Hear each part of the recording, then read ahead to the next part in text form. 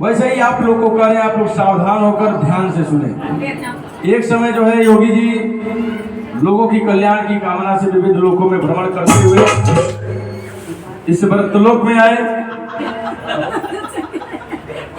इस व्रतलोक में आए और यहाँ पर उन्होंने देखा कि अपने कर्म फल के अनुसार नाना योनियों में उत्पन्न, अब योनियां कितनी होती हैं तो 84 लाख योनि होती है। 84 लाख योनि में 4 लाख वर्ष मनुष्य योनि प्राप्त होता है और 80 लाख वर्ष पेड़ पौधे पहाड़े जलचर नभचर पशु पक्षी के स्वरूप में हम लोग भ्रमण करते हैं। बहुत लोग कभी कभी माताएं बहनें घर में कहती है, अरे ऐसा मत करा, नहीं तो पशु का जन्म लेबा, कुत्ता बिलाड़ी का जन्म लेबा, अजगर का जन्म लेबा। तो जन्म है, हम उस जन्म से घूम के आए हैं तो मनुष्य योनि प्राप्त हो। जब 80 लाख वर्ष भ्रमण किए हैं तब जाके इस योनि में हम लोग को मनुष्य योनि प्राप्त होते हैं। बड़ भागन मानुष तन पाव, बड़े सौभाग्य से मनुष्य तन प्राप्त होता है। तो इस मनुष्य तन को क्यों प्राप्त किया गया है? खाने और सोने के लिए नहीं, भगवत भक्ति यथार्थ को समझिए कि यथार्थ है क्या। ये 84 लाख जब एंट्री हो गई हमारी 81 में, तो हम भगवत भक्ति आराधना करें कि प्रभु हमारा धर्म हमारा कर्म ऐसा हो कि पुनः 1 नंबर पे न लग जाए, 1 नंबर पे न लग जाए। इस चक्र से घूमने से बढ़िया है कि अपने चरणों में आप स्थान दीजिए। दुनिया जो है माया की जाल है, इस माया के मोह में हम लोग उलझते हैं। हमारा है तो उसका है, तो उसका है, इसका है। तो जब नारद जी ने देखा कि नाना योनियों में उत्पन्न, केवल मनुष्य की ही बात वहां पे नहीं की है, सभी लोग प्रताड़ित है, सभी लोग परेशान हैं, सभी दुखी हैं। पेड़ हुए पौधे हुए पहाड़े हुए पशु हुए पक्षी हुए, सभी लोग किसी न किसी कारणवश दुखी हो रहे हैं। उम्र में विचार करते हुए नारायण नारायण कहते हुए भगवान विष्णु के पास गए। वहां पर उन्होंने देखा शंख चक्र गदा तथा माला से विभूषित भगवान विष्णु को देखकर नमस्कार किए और नमस्कार करके उनकी स्तुति करने लगे। नमो वांग मनसातीत रूपायानंत शक्तये आदि मध्य हीनाय निर्गुणाय गुणात्मने सर्वेशादिभूताय भक्तनामार्तिनाशिने स्त्रोतं ततो विष्णु नारदं प्रत्यभाषत। जब इतना स्तुति करते हैं नारद जी कहते हैं, हे बाड़ी मन से परे स्वरूप वाले अनंत शक्ति संपन्न आदि मध्य और अंत रहित निर्गुण सकल कल्याणमय सकल गुणों से संपन्न स्थावर जंगात्मक निखिल सृष्टि प्रपंचक कारणभूत तथा भक्तों की पीड़ा नष्ट करने वाले परमात्मा आपको नमस्कार है। जब भगवान ने इतनी सब सुना तो भगवान बोले, हे महाराज नारद जी, आप किस प्रयोजन से यहाँ पर आए हैं?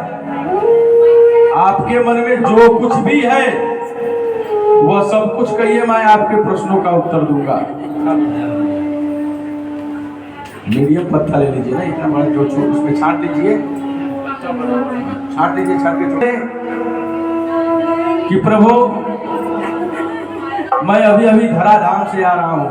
धराधाम कौन? तो इस मृतलोक पे भूलोक से आ रहा हूँ और वहां पर मैंने देखा कि नाना योनियों में उत्पन्न सभी लोग बहुत प्रकार से क्लेश हैं, दुखी हैं। उनके दुखों का किस लघु व्यवस्था से, किस छोटे से व्यवस्था में उनका निवारण हो सकेगा? यदि आपकी कृपा हो तो बताएं। अब देखिए इतना नारद जी कहते हैं, उसके बावजूद भी कहते अगर ये आपकी मर्जी हो तो ही बताइए। कई जजमान जी लोग हैं सावन में पंडित जी लोग को परेशान कर दे रहे हैं। पंडित जी हमारी है जी अभिषेक बा आप क्या आदेश भाव प्रकट कीजिए महाराज।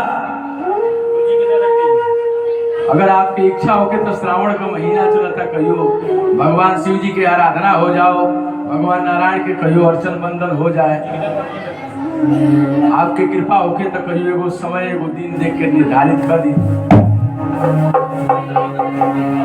वही नारद जी वहां करे भगवान विष्णु के पास गए हैं, फल प्राप्ति के लिए ही गए, लोगों की कल्याण की कामना से गए, लेकिन कहें बताने के बावजूद भी करें कि यदि आपकी कृपा हो तो ही बताएं, नहीं तो नहीं। जबरदस्ती कोई नहीं है। कैसे दीजिएगा बाहर कैसे कहाँ बा कहते हैं नारद जी आपने संसार के ऊपर अनुग्रह करने की इच्छा से बहुत ही अच्छी और उत्तम बात पूछी है, जिसके करने से मनुष्य प्राणी जो है मोह से मुक्त हो जाता है, उसे आपको बताते हैं। हे वत्स, स्वर्ग और मृत्यु लोक में दुर्लभ भगवान सत्यनारायण का व्रत कथा है, जो आपके स्नेह के कारण कह रहा हूं। अच्छी प्रकार से विधि विधान से भगवान सत्यनारायण का व्रत करके मनुष्य शीघ्र ही सुख प्राप्त कर परलोक में मोक्ष प्राप्त कर सकता है। भगवान की ऐसी वाणी सुनकर नारद मुनि ने कहा कि प्रभु वो तो ठीक है, 80 लाख वाले जो लोग हैं वो तो अनबोलता जीव है, उन लोग को जैसी व्यवस्था दी जाएगी वैसी कर लेंगे, जो कहा जाएगा वो कर लेंगे, ना सुनना है ना बोलना है। लेकिन मनुष्य विरोधी में जो लोग हैं वो आगे पीछे ऊपर नीचे सब विचार कर लेते हैं। पंडित जी आए, महाराज आपके यहाँ रुद्राभिषेक हो जाए। अच्छा पंडित जी बताइए मैं कितना खर्चा लगी। अच्छा पंडित जी ये बताइए कि काय खती होला, ये बताइए से का लाभ बा, आइयो बताइए कि के करोले रहे उनके का फायदा मिलल है। तब नारद जी जो है तुरंत पूछे किम फलम किम विधानम चैव कृतम कैरेव तद्वतम तत्सर्वं विस्तरात् ब्रूह्य कादा कार्यं व्रतं प्रभु। तुरंत नारद जी पूछते कि प्रभु इस व्रत को करने का फल बताइए, इसका विधान बताइए, इस व्रत को किसने किया और इसे कब करना चाहिए, सब कुछ विस्तार पूर्वक बतलाइए। भगवान ने कहा दुख शोकादि शमनम धन धान्य प्रवर्धनम सौभाग्य संतति करम सर्वत्र विजयी प्रदम यस्मिन् कस्मिन् दिनो मृत्ये भक्ति श्रद्धा समन्वितम तत्र नारायणं देव दुख शोक आदि शमन यानी दुख शोक आदि का शमन करने वाला, धन धान्य की वृद्धि करने वाला, सौभाग्य तथा संतान प्रदान करने वाला, जिस किसी भी दिन जबरदस्ती जजमान जी लोग रुद्राभिषेक में भगवानों को सुतल वाले बेचारे जगा देते हो, ड्यूटी इनके मिलल बा संभाले के, महीना दिन आप संभालिए, उसके बाद 15 दिन कृष्ण कन्हैया संभालेंगे, उसके बाद गणपति जी संभालेंगे, उसके बाद पितर लोग संभालेंगे, उसके बाद मैया रानी संभालेंगी, उसके बाद तब लक्ष्मी जी आएंगी संभालने के लिए, तब हमारा आगमन होगा फिर 4 महीने बाद।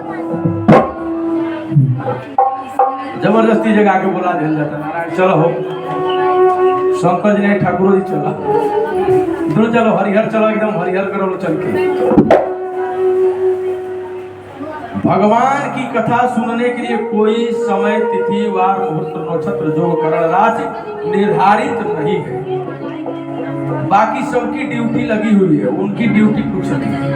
कभी भी जिस किसी भी दिन मनुष्य श्रद्धा भक्ति से समन्वित होकर भगवान की कथा को परिवारजनों को, अपने बंधु बांधवों को बुलाकर परिवारजनों के साथ में कथा को सुन लेने।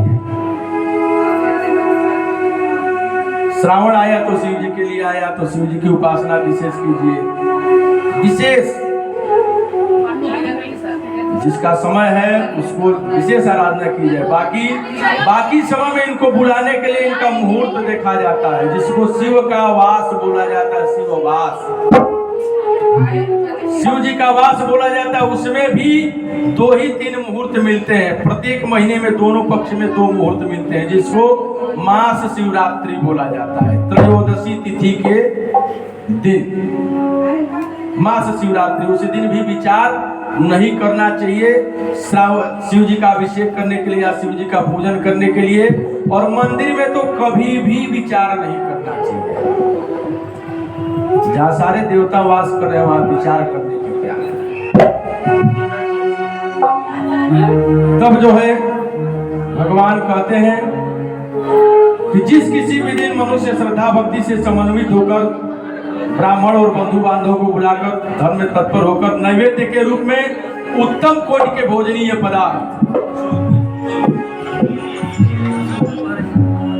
उत्तम कोटि के भोजनीय पदार्थ यानी कैसा भी पदार्थ नहीं, जो उत्तम हो, प्रथम मध्यम उत्तम, 1 नंबर ब्रांड, उत्तम कोटि के भोजनीय पदार्थ सवाया मात्र में 1.25 किलो, 1.25 पाव, 125 ग्राम, 1.25 रुपया सवाया मात्र में एकत्र कर निवेदित करनी चाहिए। और ये जो है देवाधिदेव महादेव अनंत हैं, असंख्य हैं, इनको सवा दो चाहे मत दो प्रसन्न है, लेकिन वो करें सवा विषम में आओ, विषम सम में नहीं, विषम, इनको सम विषम सब चलता है। और बंधु बांधव के साथ सत्यनारायण भगवान की कथा सुनकर ब्राह्मण को दक्षिणा देनी चाहिए। तदंतर बंधु बांधव के साथ ब्राह्मण को भोजन कराना चाहिए। भक्ति पूर्व प्रसाद ग्रहण के नित्य गीत आदि का आयोजन करना चाहिए। तदंतर भगवान सत्यनारायण का स्मरण करते हुए अपने घर को जाना चाहिए। विशेष रूप से इस कलिकाल में पृथ्वी लोक में सबसे छोटा सा उपाय है श्री स्कंद पुराण रेवा खंडे श्री सत्यनारायण व्रत कथायाम प्रथमः प्रेम से बोली वृंदावन बिहारी लाल की जय, श्री सत्यनारायण भगवान की जय, श्री कृष्ण गोविंद हरे मुरारी, हे नाथ नारायण वासुदेव, कृष्ण गोविंद हे नाथ नारायण वासुदेव। अगले अध्याय की कथा है निर्धन ब्राह्मण तथा काष्ठ के नेता की कथा। सूत जी बोले, हे दुज, पुनः मैं पूर्व काल में जिसने सत्यनारायण व्रत को किया था, पहले अध्याय में तो विधान जाना गया, समय टाइमिंग मुहूर्त जाना गया। दूसरे अध्याय में जिसने इस कथा को सुना वो बताया गया। बोले कि अब इसके आगे की कथा कहूंगा। रमणीय काशी नामक नगर में एक अत्यंत निर्धन ब्राह्मण रहता था। भूख प्यास से व्याकुल होकर वह ब्राह्मण दिन प्रतिदिन पृथ्वी पर इधर उधर भटकता रहता था। ब्राह्मण प्रिय भगवान विष्णु जो है ब्राह्मणों के बहुत प्रिय है, बहुत मानते हैं ब्राह्मणों को। भगवान कहते हैं कि आप हमारी पूजा अर्चना वंदना मत कीजिए, लेकिन ब्राह्मण की सेवा कीजिए। ब्राह्मण की जितना सेवा करेंगे हम उतना ही प्रसन्न रहेंगे। कहा गया है, विप्र प्रसादात् धरणी धरोहम, विप्र प्रसादात् कमलाभरोहम, विप्र प्रसादात् अजिताजितोहम, विप्र प्रसादात् मम राम नामम। विप्र के प्रसाद से इस धरणी को मैंने धारण किया। धरणी यानी पृथ्वी देवी। विप्र प्रसादात् कमलाभरोहम, और विप्र का चरण कमल जो है हम अपने हृदय में स्थगित किए हुए हैं। पद चिन्ह जो है अपने हृदय में स्थगित किया है। और विप्र प्रसादात् मम राम नामम, मेरा राम नाम जो है इस जगत में विप्र के ही प्रसाद से प्रसरित हुआ है। तो जब ब्राह्मण देवता को देखे कि बेचारा इतना भूखा प्यासा दिन प्रतिदिन इधर उधर भटक रहा है, इसकी कुछ उपाय किया जाए, एक बूढ़े ब्राह्मण का रूप धारण करके उस ब्राह्मण देव के पास गए और जाके पूछ रहे हैं, ब्राह्मण देव, तुम इस पृथ्वी पर किस लिए भटक रहे हो? ब्राह्मण देव ने कहा कि प्रभु, मैं अत्यंत दरिद्र ब्राह्मण हूं और भिक्षा के लिए ही इस पृथ्वी पर घुमा करता हूं। आप पूछ रहे हैं, अगर इस दरिद्रता को दूर करने का आप कुछ उपाय जानते हैं तो कृपया पूर्व बताइए। भगवान ने कहा, हे ब्राह्मण देव, आप जो है सत्यनारायण भगवान विष्णु जो है अभिष्ट फल को देने वाले हैं। हे विप्रवर, तुम जो है उनका उत्तम व्रत देव पूजन करो, जिसे करने से मनुष्य सभी दुखों से मुक्त हो जाता है। और व्रत के विधान को भी अपना पूर्वक बतलाकर ब्राह्मण रूपधारी भगवान विष्णु अंतर ध्यान हो जाते हैं। वह ब्राह्मण देव सायंकालीन का समय था, घर पे गया, विश्राम किया, लेकिन रात भर उसको निद्रा नहीं आई। रात भर सोचने लगा कि जल्दी प्रातः काल हो तो हम जाएं भिक्षा के लिए, भगवान की कथा की व्यवस्था सुनने के लिए व्यवस्था बनाए। और जाता है, प्रातः काल उठता है और मन में संकल्प लेता है कि आज भिक्षा मांगने से जो धन प्राप्त होगा उसी धन से भगवान विष्णु की कथा को हम सुनेंगे। भगवान की कृपा से जब हमारा मन शुद्ध रहेगा, जब हमारा मन धार्मिक प्रवृत्ति में रहेगा, तो हमारा कभी भी कोई कार्य बिगड़ने वाला नहीं होगा। वह दरिद्र ब्राह्मण कितने दिन से भूख प्यास होकर इधर उधर भटक रहा था, लेकिन उस दिन मन में धर्म के प्रति उसकी आस्था जगी और धर्म बिठाया मन में और लेके चल दिया। कहाँ गया? बहुत बड़े नगर में गया जहां धन संपन्न लोग रहते थे। और उस दिन भिक्षाम से बहुत सारा धन प्राप्त हुआ।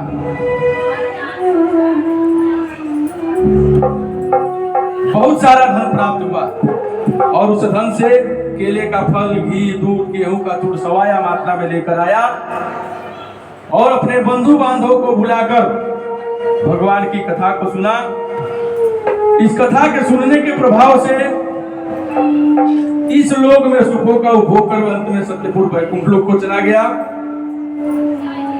कहते कि भगवान नारायण की कथा जब भी कोई सुनता है उसी समय उसके संपूर्ण दुख जो है नष्ट हो जाएंगे। इस प्रकार नारद जी ने जो महात्मा नारद जी से भगवान विष्णु ने महात्मा नारद जी से जो कुछ कहा था वो मैंने आप लोगों को कह दिया। अब आगे क्या कहूं? ऋषियों ने कहा कि महामुनि, उस ब्राह्मण के द्वारा इस व्रत को किसने सुना? इस व्रत पर हम लोग की बहुत श्रद्धा हो रही है, विस्तार पूर्वक बतलाइए। तब महामुनि ने कहा कि उस ब्राह्मण के द्वारा जिसने व्रत किया, आप लोग ध्यान से सुने। एक समय वही ब्राह्मण देव अपनी धन संपत्ति के अनुसार अपने परिवारजनों के साथ कैसे कथा सुन रहा होता है। एक लकड़हारा जो है लकड़ी मस्तक पर रखकर प्यास से व्याकुल होकर आता है, दरवाजे पे बैठ जाता है। सोचता है कि यहाँ पे इस दरवाजे पे जाऊंगा तो एक गिलास जल पीने को मिलेगा। देखा कि सभी लोग बैठ के कथा सुन रहे होते हैं, वो भी चुपचाप बैठ गया। यहाँ तक कथा सुने के हुआ ही बीच में एतन जगह इधर बैठे रहो। इतना डिस्टर्ब कर दी कि चार आदमी, एक आदमी आई, चार आदमी को डिस्टर्ब कर। प्रेम पूर्वक जहां जगह मिली बिना दूसरे को डिस्टर्ब किए हुए बैठ जाए। वो लकड़ा चुपचाप दरवाजे के बाहर बैठ गया और प्रेम पूर्वक कथा सुनी। कथा समापन हुआ, प्रसाद उसके पास पहुंचा, प्रसाद ग्रहण किया, तब जल मंगा के पिया। और जल पीने के बाद उस ब्राह्मण देव से पूछा कि हे ब्राह्मण देव, यह सब आप क्या कर रहे हैं? ब्राह्मण देव बोले, ये भगवान सत्यनारायण का व्रत कथा है, वही हम अपने परिवारजनों के साथ में कर रहे हैं। बोले कि इससे किस फल की प्राप्ति होती है? तब बोले कि ये जो भी कुछ व्यवस्थाएं देख रहे हैं, भवन, महान, मकान इत्यादि, सब इन्हीं की कृपा से प्राप्त हुआ है। लकड़हारा लकड़ी को मस्तक पर रखा, प्रसाद ग्रहण करके जल पीकर और निकल पड़ा और मन में विचार करने लगा कि आज लकड़ी बेचने से जो धन प्राप्त होगा उसी धन से भगवान सत्यनारायण की कथा को हम सुनेंगे। गया, दूर नगर में गया जहां धन संपन्न लोग रहते थे। उस दिन उस लकड़ी का दुगुना मूल्य प्राप्त किया और प्रसन्न हृदय होकर केले का फल, दूध, घी, गेहूं का दूध सवाया मात्रा में लेकर आया और अपने बंधु बांधवों को बुलाकर विधि विधान से भगवान सत्यनारायण का व्रत किया। उस व्रत के प्रभाव से धन पुत्रों से संपन्न हो गया और इस लोक में अनेक प्रकार का सुखों का उपभोग कर अंत में सत्यपुर वैकुंठ लोक को चला गया। श्री स्कंद पुराण रेवाखंडे श्री सत्यनारायण वृत्तायाम द्वितीय प्रेम से बोले श्री सत्यनारायण भगवान की श्री वृंदावन बिहारी लाल की।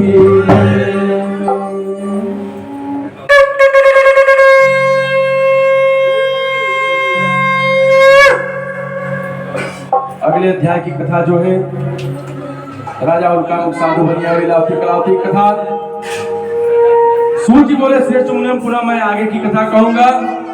प्राचीन काल में उल्कामुख नामक एक राजा था। वो जितेंद्रिय सत्यवादी तथा अत्यंत बुद्धिमान था। वो राजा नित्य प्रतिदिन देवालय जाता था और भिक्षुओं को धन इत्यादि देकर संतुष्ट करता था। कमल के समान मुख वाली उसकी धर्मपत्नी शील विनय और सौंदर्य थी तथा पति परायणा थी। एक समय वह राजा अपनी धर्मपत्नी के साथ भद्रशिला नदी के तट पर भगवान की कथा को सुन रहा होता है। उसी समय एक साधु बनिया व्यापार के लिए वहां पर आया और उस राजा को व्रत में दीक्षित देकर साधु बनिया ने पूछा, महाराज यह आप भक्ति चित्त युक्त से अब क्या कर रहे हैं? तब जो है राजा उस साधु बनिया को बताए, हे साधु, मैं पुत्र आदि प्राप्ति की कामना से अतुल तेज संपन्न भगवान सत्यनारायण का व्रत कर रहा हूं। जब यह बात सुना साधु ने तो राजा से कहा, महाराज सब कुछ इसके बारे में विस्तार पूर्वक बताइए, क्योंकि मुझे भी पुत्र आदि नहीं है, कोई भी संतान नहीं है। सब कुछ राजा से विस्तार पूर्वक जानकारी लिया और जानकारी लेने के बाद अपने घर को आया। घर पे आकर अपनी पत्नी से कहा कि मैंने भगवान के व्रत को देखा है जिसके करने से संतति प्राप्त होती है, और उसी समय संकल्प लेता है मन में कि हे भगवान, जब हमको संतान कोई प्राप्त हो जाएगा तब हम आपकी कथा को सुनेंगे। यानी पहले फल दे दीजिए, उसके बाद हम कर्म करेंगे। बिना कर्म का फल नहीं मिलता है, लेकिन भगवान दे देते हैं, दयालु है, कृपालु है। तो भगवान ने कहा, तथास्तु, चलिए भाई आपकी मनोकामना पूर्ण कर देते हैं। संयोग से एक दिन उनकी पत्नी लीलावती जो है ऋतुकालीन धर्माचरण में प्रवृत्त हुई और भगवान सत्यनारायण की कृपा से वह गर्भिणी हुई। ठीक 10वें महीने में कन्या रत्न की प्राप्ति हुई और उस कन्या का नाम कलावती रखा गया। इसके बाद लीलावती ने एक दिन अपनी पत्नी से मधुर वाणी में कहा कि हे महाराज, अरे आपने संतान व्रत के लिए जो संकल्प लिया था तो संतान प्राप्त हो गई है, आप कथा को क्यों नहीं सुन ले रहे हैं? तो पति जी लोग की थोड़ा सा आदत जो है थोड़ा अलग होती है। चलो क्या करना है, भगवान कौन से भगे जा रहे हैं, देख ही रही हो, थोड़ा व्यस्तता चलिए, चलो क्या करना है, बाद में किसी दिन सुन लेंगे, नहीं होगा तो इसके विवाह में सुन लेंगे। भगवान इतने दिन 1 साल उधर इंतजार किए संतान के लिए और फिर अब विवाह, यानी कम से कम 12-14 वर्ष, 11 वर्ष, 12 वर्ष की अवस्था इंतजार कर। ठीक है, चलो क्या करना है। संयोग से वह कलावती जो है एक दिन अपनी सखियों के साथ बागीचे में खेल रही होती है। उसी समय उसके पिताजी कहीं से आ रहे होते हैं। तो नजर जब जाती है उस कन्या के पास तो देखते हैं, अरे भाई हमारी कन्या इतनी बड़ी हो गई है। पहले की संस्कार व्यवस्थाएं देखिए, यानी कन्या का जन्म हुआ है लेकिन पिताजी के नजरों से दूर है कन्या, यानी घर के अंदर ही थी। 10-11-12 वर्ष तक उस कन्या को देखे नहीं थे। जो एक बार एक देख रहे हैं, भाई हमारी कन्या तो इतनी बड़ी हो गई, इसका विवाह कर देना चाहिए। घर पर आए, अपने परिवारजनों को एकत्रित किए, आपस में मंत्रणा विचार किए, सभी का परामर्श लिए, परामर्श लेने के बाद सभी ने कहा नहीं, अगर विवाह योग्य हो गई तो विवाह कर देना चाहिए। साधु जो है अपने दूत को बुलाता है, दूत को बोलता है जाओ हमारी पुत्री के लिए एक सुयोग्य वर ढूंढ कर लेकर आओ। दूत जो है साधु की आज्ञा पाकर कांचन नामक नगर में जाता है और वहां से एक बनिए का पुत्र लेकर आता है। साधु बनिया जो है उस बनिए के पुत्र को सुंदर, गुणवान तथा अपनी जाति का देखकर अपने लड़की का कन्यादान उसके हाथ में कर देता है। जब कन्यादान कर देता है उस समय भी वह भगवान सत्यनारायण का व्रत भूल जाता है। भगवान भी देखे कि भाई ये तो महाभ्रष्ट प्रतिज्ञा है। महाभ्रष्ट प्रतिज्ञा यानी क्या? महा यानी महान, भ्रष्ट प्रतिज्ञा, प्रतिज्ञा यानी संकल्प, संकल्प को जो नष्ट करने वाला, जो संकल्प हमने लिया उस संकल्प को पूरा नहीं किया, वही महाभ्रष्ट प्रतिज्ञा होता है। प्रतिज्ञा को भ्रष्ट कर दिया।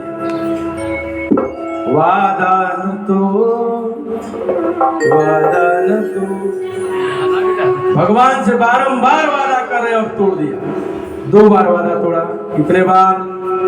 पहले बार की संतान हो जाएगा तो कथा को सुनूंगा, दूसरी बार विवाह के समय सुनूंगा, विवाह भी हो गया उसमें तोड़ दिया। भगवान को बर्दाश्त नहीं हुआ। साधु बनिया जो है अपने दामाद जी के साथ में व्यापार करने के लिए राजा चंद्रकेतु के नगर में पहुंचते हैं। उसी समय भगवान ने कहा, काल की प्रेरणा से उस राजा चंद्रकेतु के नगर में जाते हैं। जो समय जहां पे निर्धारित है जिस कार्य का, उसी समय वह कार्य होगा, चाहे पंडित जी जल्दी करे चाहे जजमान जी। योग पूजा के समापन भइले का समय भगवान निर्धारित कैले हो, हम नहीं निर्धारित नहीं।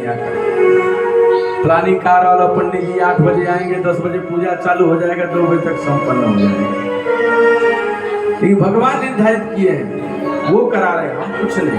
पूजा काल, टाइमिंग, काल किसको बोलते हैं? समय, जिसको वर्तमान काल, भूतकाल, भविष्य काल, इस प्रकार के 10 काल होते हैं अपने ग्रामर में। तो काल की प्रेरणा से राजा चंद्रकेतु के नगर में जाते हैं। उसी समय भगवान कहते हैं कि साधो जाओ, तुम्हें कठिन, दारुण एवं महान दुख प्राप्त होगा। भगवान की माया से 2 चोर राजा चंद्रकेतु को धन के चुरा कर लेके भग रहे थे। पीछे से सिपाही दौड़ा रहे थे, देखे कि अब हम पकड़े जाएंगे। पकड़े जाने के डर से ये दोनों दामाद जी और ससुर जी जहाँ बैठे हुए थे वहीं पे धन को रख के और निकल लेते हैं। सिपाही दौड़ते हुए आते हैं, देखते हैं कि वो भी 2 चोर थे और ये भी 2 हैं, धन भी यही है। यानी लग रहा है बहुत सारे धन को चुरा कर यहीं पे बंटवारा कर रहे हैं। बिना विचार किए दोनों के पीछे से हाथ लगाकर उठा के लेके चल दिए। ले जाकर राज दरबार में महाराज पर, महाराज हम 2 चोर पकड़ लाए हैं। वहां भी राजा जो है न विचार करते हैं न पूछते हैं, कहते इनको महान कारागार में डाल दो। बिना विचार किए महान कारागार में डाल दिया जाता है। संयोग बस ये लोग अपने सफाई में बहुत कुछ कह रहे हैं कि है मैं नहीं चोरी किया, मुझे नहीं मालूम किधर से आया क्या, लेकिन कोई सुन नहीं रहा। सब नारायण की कृपा, कोई भी सुन नहीं रहा है और महान कारागार में डाल दिए। इधर बनिए के घर में जो धन था वो सभी चोरों ने चुरा लिया था। बनिए की पत्नी, बनिए की बेटी भूख प्यास से व्याकुल होकर दर दर भटकने लगी। कहा गया कि जिस घर में पुरुष वर्ग न रहे तो घर कैसे रहता है? जल बीन नदी, नदी बीन वारी, वैसे नाथ पुरुष बीन नारी। यानी उस नदी का कोई महत्व नहीं है जिसमें जल न हो। जल बिना नदी नरकंकाल जैसी लगेगी। कभी कभी आप लोग देखे होंगे पोखरा तालाब इत्यादि में, जब उसमें का जल सूख जाता है तो मिट्टी जो है फट जाती है, कैसे नरकंकाल जैसे दिखता है। तो जल बिना नदी, नदी बिन वारी। वारी क्या होती है? बहता हुआ जो जल होता है, लहरें जो उठती हैं। अगर जल है उसमें वारी नहीं है तो कोई उसका अर्थ नहीं है। वैसे ही ना तो पुरुष बिन नारी, उसी प्रकार पुरुष भी अगर घर में न रहे तो स्त्रियों की क्या दशा होती है, नारायण ही जानते हैं। कितने विगत वर्षों से लोग कारागार में बंद हैं, जब सब धन इत्यादि सब चोरों ने चुरा लिया। एक दिन जो है कलावती भूख प्यास से व्याकुल होकर वह एक ब्राह्मण के घर गई। वहां पे भगवान सत्यनारायण की कथा हो रही थी। कुछ देर रात होने पर अपने घर को गई। जब घर को जाती है तो उसकी माता जी बोलती है, पुत्री तू इतनी रात को कहां से आ रही है? तेरे मन में क्या है? क्या चल रहा है तेरे मन में? तेरे साथ कहीं कोई अनिष्ट तो नहीं हो गया? सब जो है कलावती प्रेम पूर्वक कहती है, माँ मैं एक ब्राह्मण के घर पे गई थी, वहां पे भगवान सत्यनारायण व्रत को सुना। जब व्रत का नाम लेती है तो तुरंत उसको याद आ जाता है कि अरे भगवान, अरे तेरे पिताजी ने भी तेरे जन्म से पूर्व भगवान सत्यनारायण की कथा का संकल्प किए थे, लेकिन भगवान की कथा को कर नहीं पाए। हो सकता है इसलिए यह महान दुख हम लोग को प्राप्त हो रहा है। हम लोग प्रातः काल ही भिक्षा मांगे, भिक्षा मांगने से जो धन प्राप्त होगा उसी से भगवान की कथा को सुनेंगे।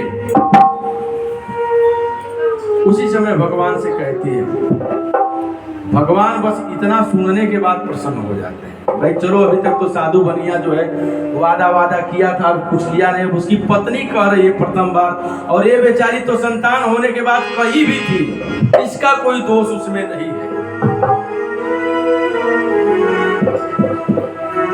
तो प्रातः काल होता है, भगवान उसी रात प्रसन्न हो जाते हैं। बस इतना कहने मात्र से प्रसन्न हो जाते हैं और राजा चंद्रकेतु को स्वप्न दिखाते हैं उसी रात। बोलते कि हे राजन, प्रातः काल उन दोनों बनियों को छोड़ दो, नहीं तो तुम्हारा पुत्र सहित सर्वराज नष्ट कर दूंगा। प्रातः काल राजा महाराज उठते हैं, सभासद की मीटिंग बुलाई जाती है, अपना स्वप्न जो है सभा में रखते हैं। सभी लोग का विचार ये रहता है कि नहीं, अगर भगवान का ऐसा आदेश हो तो उन दोनों को छोड़ दिया जाए। उन दोनों बनियों को बुलाया जाता है, छोड़ कर इत्यादि कराकर जो धन लिया गया था उससे दूना धन देकर और अपनी वाणी द्वारा अत्यधिक आनंदित करके महाराज चंद्रकेतु ने कहा कि आप लोगों को प्रारब्ध बस यह महान दुख प्राप्त हुआ है, अब आप लोग अपने घर को जा सकते हैं, कोई भय नहीं है, कोई डर नहीं है। भगवान राजा को प्रणाम करके दोनों ससुर दामाद जी अपने नगर के लिए प्रस्थान करते हैं। श्री स्कंद पुराण रेवाखंडे श्री सत्यनारायण वृद्धायाम तृतीय प्रेम से बोले वृंदावन बिहारी लाल की जय।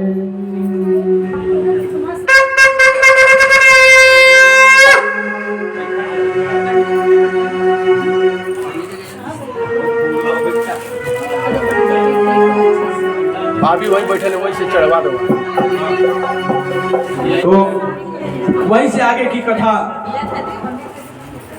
जब साधु बनिया जो है राजा को प्रणाम करके निकले मंगलाचरण करते हुए, और राज दरबार के जब बाहर निकलते तो बहुत सारे भिक्षुक लोग खड़े रहते हैं कि महाराज वगैरह कोई आएंगे तो कुछ धन इत्यादि देंगे। उन सभी को धन इत्यादि देकर और अपनी नाव को संभाल कर निकलने लगा। कुछ दूर जाकर रुका। भगवान ने सोचा कि इतने विगत वर्षों तक कारागार में बंद रहा, थोड़ा देखा जाए, इसकी सत्यता की परीक्षा ली जाए।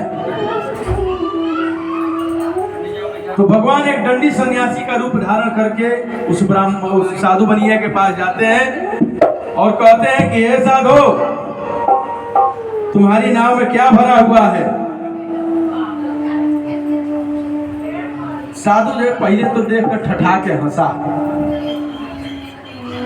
हे सन्यासी, क्यों पूछ रहे हो? क्या कुछ द्रव्य लेने की इच्छा है?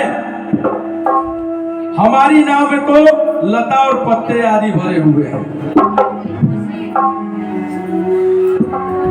भगवान जब ऐसी निष्ठुर वाणी सुनते हैं तो कहते हैं सत्यम भवतु ते वचः, जो तुमने कहा है वह सत्य हो जाए। और कुछ दूर जाकर बैठ जाते हैं। जब ये लोग अपने नौका के समीप पहुंचते हैं तो साधु बनिया देखता है कि नौका जो है जल के ऊपर की तरफ उठी हुई है। जब नौका में वजन रहता है तो जल को दाब के बैठी रहती है। नौका हल्की हो गई है, बेल पत्ते इत्यादि जो धंधे हो गए हैं। तुरंत देखकर मूर्छित होकर पृथ्वी पर गिर पड़ता है और रोने लगता है। दामाद जी को बर्दाश्त नहीं हुआ। कहा जाता है गेहूं के साथ घुनो पिसाला। दामाद जी कहे कि बार बार आपके झूठ बोलने के कारण ही इतना दुख प्राप्त किए। अगर वो सन्यासी आदमी था, अगर पूछ ही रहा था, भी मांग नहीं रहा था, केवल पूछा, तो आपको बताने में क्या कष्ट हो रहा था? क्यों नहीं आपने बता दिया कि हमारी नाव में लता पत्ते धन इत्यादि भरा हुआ है? अगर मांग ही लेता तो कुछ दे देते तो उससे क्या आपका मन बिगड़ जाता? अथा इतना सारा धन का थोड़ा सा उठा के दे दिए तो क्या मन बिगड़ जाता? समुद्र से एक लोटा जल निकालने से कम थोड़ी हो जाए। तब जो है आप उठिए, रोइए मत, चलिए उसी सन्यासी के पास हम चलते हैं, वही हमारा मनोरथ सिद्ध हो सकता है। साधु बनिया उठता है और जाता है उस सन्यासी के पास। जाकर वहां प्रणाम करता है और कहता है कि आपके सम्मुख मैंने जो कुछ कहा है वो असत्य भाषण रूप में अपराध किया है। आप मेरे उस अपराध को क्षमा करें। कहकर बारंबार प्रणाम करके वो महान शोक से आकुल हो गया और रोने लगा। भगवान भी बहुत होशियार होंगे, या तो खूब बहुत बड़े तपस्वी को दर्शन देंगे, नहीं तो बहुत बड़े मूर्ख को, जिसको सोचे कि बार बार ये सुधर जाए सुधारते रह जाएंगे। नहीं सुधरेंगे तो अपना वास्तविक परिचय देना ही पड़ेगा कि मैं कौन हूँ, तुमको सुधारने के लिए ही आया हूँ। अब वहां पे अपना परिचय दे देते हैं।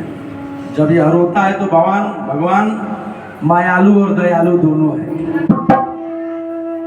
उसको रोता हुआ देखकर कहे कि हे मूर्ख, तुम रो मत। मेरी पूजा से उदासीन होने के कारण ही तुमने बारंबार दुख प्राप्त किया है। भगवान की ऐसी बाणी सुनकर उनकी स्तुति करने लगा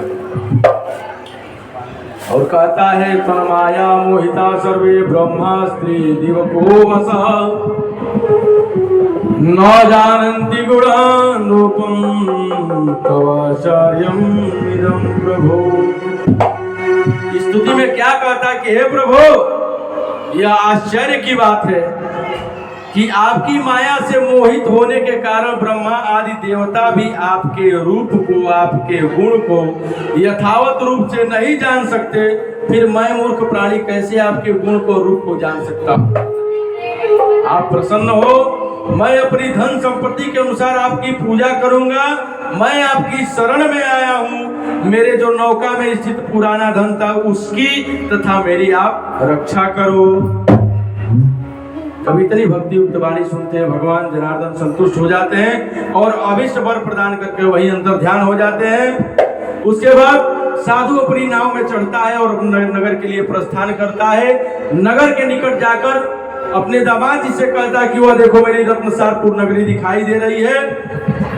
और इसके बाद अपने धन के रक्षक दूत को अपने आगमन का समाचार देने के लिए नगर में भेजता है। दूत जो है साधु की आज्ञा पाकर नगर में जाता है। साधु की पत्नी को देखकर प्रणाम करता है, अभिष्ट बात कहता है कि सेठ जी अपने दामाद के साथ बहुत सारे बंधुओं के साथ में धन इत्यादि लेकर नगर के निकट पधार चुके हैं, आप जल्दी चलिए उनका स्वागत करने के लिए। तुरंत जो है जब साधु की पत्नी ये सब बात सुनती है, उसी समय भगवान की कथा चल रही है। साधु की पत्नी प्रणाम करती है और उठ जाती है, पुत्री से कहती है, पुत्री तू कथा सुनकर सभी को प्रसाद देकर तुम आना, मैं चल रही हूँ साधु का दर्शन करने के लिए। और निकल पड़ती है, जाती है, दर्शन करती, आरती करके साधु जी को उतार लेती है अपने। और दामाद जी वहीं बैठे रहते हैं कि हमारी पत्नी आएगी तो हमको आरती करके उतारेगी। और इधर कलावती भी झटपट व्रत समाप्त करती है, व्रत समाप्त करके सबको प्रसाद दे देती है और अपने प्रसाद करना, लेना, ग्रहण करना भूल जाती है। भूल जाने के बाद दौड़ते हुए जब जाती है, वहां पहुंचती है तो भगवान जो है नाराज हो जाते हैं, नौका के साथ दामाद को वहीं अलक्षित कर देते हैं।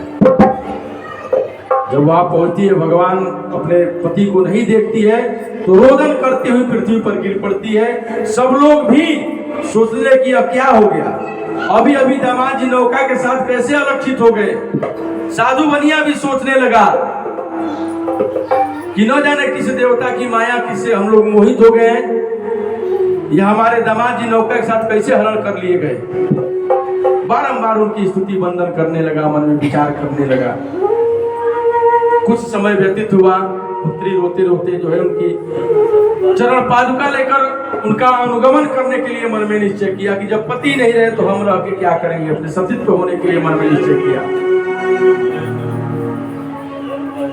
भगवान भी देखे भाई ये तो अनर्थ हो जाएगा, कितना सुधारा जाए इन लोगों को, कितना बताया जाए, कितना कहा जाए, ये अनर्थ हो जाएगा। तुरंत आकाश मंडल से आकाशवाणी होती है कि हे साधो, तुम्हारी पुत्री जो है भगवान के प्रसाद का परित्याग करके आई है, इसलिए उसके पति अदृश्य हो गए हैं। अगर जाए घर को प्रसाद ग्रहण करके आए तो अपने पति को प्राप्त करेगी। जब ऐसी आकाश मंडल से वाणी सुनती है तो पुत्री तुरंत दौड़ते हुए घर पे जाती है, प्रसाद ग्रहण करती है, नमस्कार करके और पूजा को पूर्णतया संपन्न करके आती है तो अपने पति को प्राप्त करती है। पुनः जो है सभी लोग मिलकर वहीं पे भगवान की कथा को सुनते हैं। कथा सुनकर प्रसाद इत्यादि ग्रहण करके और इस लोक में सभी सुखों का उपभोग कर अंत में सत्यपुर वैकुंठ लोक को चले जाते हैं। स्कंद प्राण रेवाखंडे श्री सत्यनारायण भगवान की जय।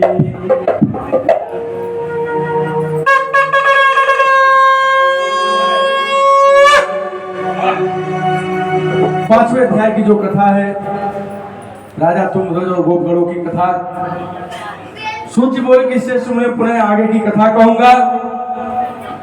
अपनी प्रजा का पालन करने में तुंगध्वज नामक एक राजा था। वो जितेंद्रिय, सत्यवादी तथा अत्यंत बुद्धिमान था। वह राजा सत्यदेव के प्रसाद का परित्याग करने के कारण दुख प्राप्त किया था। वह राजा एक दिन जंगल में शिकार करने गया, बहुत से पशु पक्षियों को मारकर एक बट वृक्ष के नीचे बैठ गया। मध्याह्न का समय था।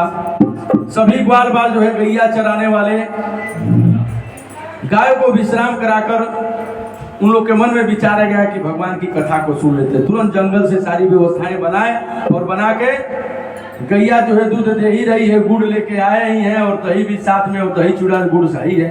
पंचामृत रेडी हो जाएगा, फल इत्यादि फूल इत्यादि तोड़ के जंगल से ला लेंगे, भगवान की कथा हो जाएगी। भगवान की कथा सुनते हैं। राजा न गतो न नमामस, राजा न तो वहां गया ना ही नमस्कार किया। कथा संपन्न होने के बाद प्रसाद राजा के समीप रख दिया गया। राजा प्रसाद का परित्याग करके अपने नगर के लिए प्रस्थान करते हैं। जब नगर के लिए प्रस्थान करते हैं तो जाके नगर में देखते हैं कि जो भी राज्य पाठ सब विध्वंस हो गया था। 100 पुत्र रहते हैं, 100 के 100 पुत्र नष्ट हो जाते। धर्मात्मा राजा है, उसको तुरंत ज्ञात हुआ कि मैंने गलती कहाँ पे किया है। तुरंत दौड़ते हुए जंगल में जाता है और जंगल में जाकर भगवान का प्रसाद ग्रहण करता है और उस ग्वाल वालों को पुनः बुलाता है, कहता है कि हमारे लिए कथा सुनिए, सुनाइए। और कथा सुनकर प्रसाद ग्रहण करके आता है, तब अपने राज्य पाठ को पुनः प्राप्त करता है। और उस राजा की ही कृपा है कि हम लोग इस धराधाम पे सत्यनारायण भगवान की कथा को कर रहे हैं। उस राणा ने नगर में पूरा ढोल बजवा दिया, कहा कि भगवान सत्यनारायण की कथा सुनने के लिए जो कुछ भी किसी को चाहिए वो हमारे पास से ले जा सकता है, केवल भगवान की कथा सुनने के लिए जो कुछ चाहिए वो ले जा सकता है, क्योंकि वही अगले जन्म में वह राजा मनु होते हैं। और मनु कौन होते हैं? तो मनु हम लोग के पूर्वज हैं, जिससे मनुष्य की संरचना होती है, मनुष्य की उत्पत्ति होती है। मनु और उनकी पत्नी शतरूपा होते हैं, उन्हीं के वंशज सभी लोग हैं। फिर बात है जाति वर्ण भेद इत्यादि बना। अब जिन्होंने इस कथा को सुना उनके अगले जन्म का वृतांत कहता हूं। जो पहले अध्याय में दरिद्र ब्राह्मण थे वो अगले जन्म में भी इस कथा के प्रभाव से दरिद्र ब्राह्मण हुए। अब वह दरिद्र ब्राह्मण कौन हुए? विप्र सुदामा। इस कथा के प्रभाव से सुदामा ब्राह्मण हुए और उस समय भी दरिद्र थे, अगले जन्म में भी दरिद्र थे, लेकिन भगवान कृष्ण का ध्यान करके मोक्ष पद प्राप्त किया। भगवान स्वयं आके अपने अश्रु उदक से उनका चरण पखारे। बोलिए कृष्ण कन्हैया लाल की जय हो। ब्राह्मण देव सुदामा जी महाराज की जय हो। जो लकड़हारा था वह लकड़हारा निषाद राजा को हुआ। निषादों के राजा जो प्रभु श्री रामचंद्र का ध्यान करके मोक्ष पद प्राप्त किया, प्रभु श्री रामचंद्र के परम मित्र जो वह साधु बनिया थे, वो अगले जन्म में महान राजा हुए और इस जन्म में भी परीक्षा हुआ और अगले जन्म में भी परीक्षा दी। उस समय भगवान जो है प्रकट होकर उनसे उसके पुत्र की आदि देह को मांग लिए, बिना विचार किए अपनी पत्नी के साथ पुत्र की आदि देह छीनकर भगवान विष्णु को समर्पित करके मोक्ष पद को प्राप्त किया। आज जो राजा तुंगध्वज में जो भी बताया है मैंने कि जन्म जन्मांतर में स्वयंभू मनु हुए और भगवत संबंधित संपूर्ण कार्यों का अनुष्ठान करके वैकुंठ लोक को प्राप्त किए। जो ग्वाल बाल थे वे सब जन्मांतर में ब्रजमंडल में निवास करने वाले गोपगण हुए और सभी राक्षसों का संहार करके उन्होंने भी भागवत शाश्वत धाम गोलोक को प्राप्त किया। श्री स्कंद पुराण देवाखंडे श्री सत्यनारायण प्रथायाम पंचमः। प्रेम से बोले श्री सत्यनारायण भगवान की जय, श्री विष्णु भगवान की जय। भगवान की परम पवित्र पावनमयी भगवान की कथा संपन्न हुई। एक छोटा सा भजन, उसके बाद हमारे आचार्य जी दुर्गेशाचार्य जी हवन की व्यवस्था तुरंत बनाए।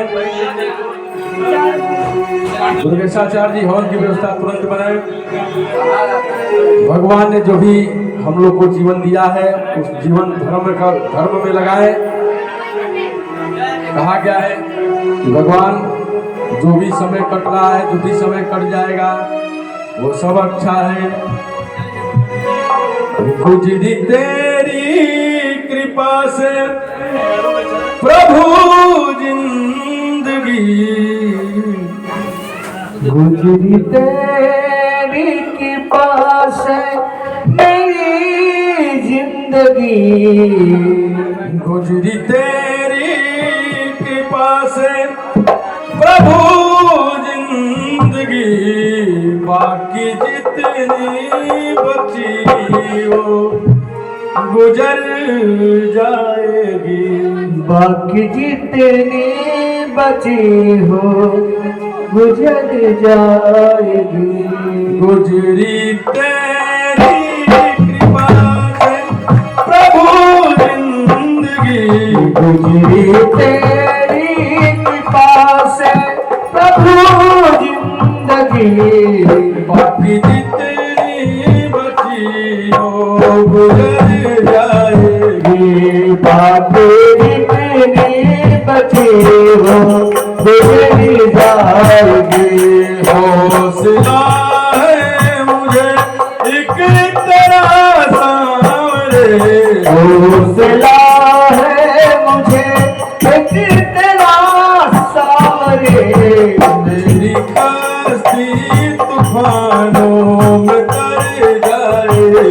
मेरी प्यासे तूफानों में डर जाएगी। आगे क्या करे भगवान? मैं भला हूँ बुरा हूँ प्रभु जैसा हूँ। मैं भला हूँ बुरा हूँ प्रभु जैसे हूँ। जैसा तुमने बनाया प्रभु वैसा हूँ। जैसा तुमने बनाया प्रभु वैसा हूँ। जैसा तुमने बनाया प्रभु वैसा हूँ। जैसा तुमने बनाया प्रभु वैसा हूँ। तेरी रंगों में इतनी है ताकत प्रभु। तेरी रंगों में इतनी है ताकत प्रभु। सुनी तस्वीर रंगों से भर जाएगी।